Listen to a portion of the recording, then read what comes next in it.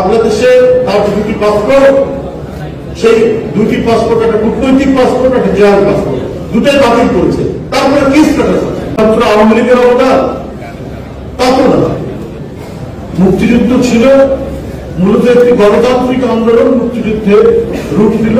কারণ যে অধিকারটুকু দেওয়ার কথা, রাজনীতি নির্বাচনের যে ফলাফল প্রকাশ করার কথা, সেই ফলাফল প্রকাশ হওয়ার পরেও নির্বাচিত যারা হয়েছে তাদেরকে সরকার গঠন করতে দেয়নি। তো করেছে ইয়াহিয়া খান, ওটা করেছে টিক্কা খানরা, ওটা করেছে জুলফিকার আলী ভুট্টো।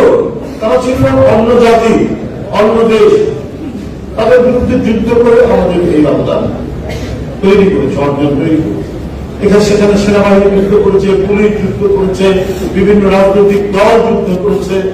যদি আবার বিচার বিশ্লেষণ করা যায় তাহলে দেখা যাবে যে আওয়ামী লীগের সেই ক্ষেত্রে ভূমিকা অত্যন্ত কম, কারণ তারা মুক্তিযুদ্ধের ঘোষণা দিতে পারে। কিন্তু সত্যিকার অর্থে মুক্তিযুদ্ধের বিষয়ে আন্তরিক থাকতো তারা মুক্তিযুদ্ধের ঘোষণা তারা দিত। 26শে মার্চ স্বাধীনতার ঘোষণা আর 17ই এপ্রিল আপনার সরকার গঠন করা হল মুজিবনগর। তারপরে তারা সকলেই দ্বিধান্বিত ছিলেন, অস্পষ্ট ছিলেন, কি করবেন কি করবেন না এই ভাবনা। এই কারণে ওরা স্বাধীনতার উত্তর মনে করেছে যে আমরাই থাকব এবং আমাদের যারা বিরোধিতা করবে তারাই হচ্ছে দেশে ছিল। সেই চরিত্র ক্যারেক্টার কিন্তু শেষ দিন শেখ হাসিনার পালিয়ে যাওয়ার দিন পর্যন্ত। এই কারণে এটিএম খালের ছাত্র দলের নেতা কিন্তু বীর মুক্তিযোদ্ধা, সে ক্ষমা পায়নি, তাকে পৃথিবী থেকে সরিয়ে দিয়েছে শেখ হাসিনা। আমি এখানে ভাবছিলাম যে কি কথা বলবো, কেমন ভাবে আমার বক্তব্য উপস্থাপন করব।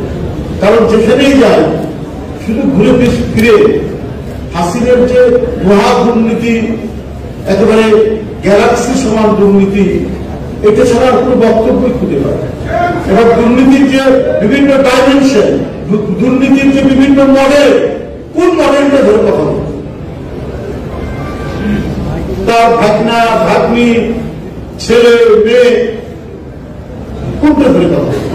রূপপুর পারমাণবিক প্রকল্প রাশিয়ার সাথে চুক্তি করেছে 500 কোটি টাকা শেখ হাসিনা, তার ছেলে সজীবাদের জয় এবং তার যে ভাগ্নি সে আমার ইংল্যান্ডের এমপি এবং সিটি এমপির দায়িত্বে, তারা মালয়েশিয়ার এক ব্যাংক থেকে সেই 500 কোটি ডলার তুলে নেওয়া, আত্মসাৎ করার অভিযোগ করেছে। এবং সুস্পষ্ট গণমাধ্যমগুলো পড়ে দেখুন, তারা কোন জায়গা থেকে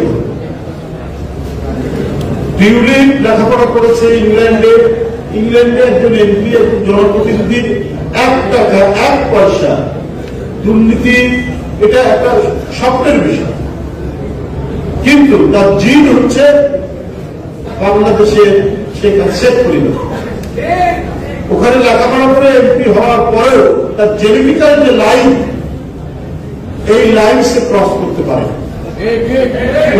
বলে এই অভিযোগগুলো তার উপরে বেরিয়ে আসছে। শেখ হাসিনার বিশ্বস্ত একজন ব্যবসায়ী, সে ফ্ল্যাট কিনে দিল একজন খুব অভিজাত পাড়া, এবং আরেকজন আইনজীবী, সে তার ছোট বোন রূপন্তীকে একটা ফ্ল্যাট কিনে দিল। আবার সেই ফ্ল্যাট রূপন্তী টিউলিপকে তার পরিবার সহ থাকার জন্য ব্যবস্থা করবে।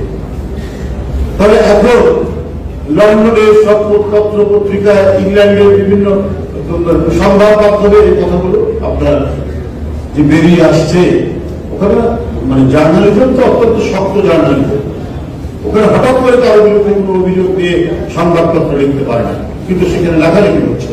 কারণ এগুলো সবই হচ্ছে শেখ হাসিনার এক একটা বিভৎস দুর্নীতির চিত্র। সে চিত্রে আমরা কখনো লন্ডন, কখনো নিউ ইয়র্ক, কখনো জাপান, কখনো মালয়েশিয়া, কখনো দুবাই, বিভিন্ন জায়গা থেকে একটার পর একটা নিউজ আসে।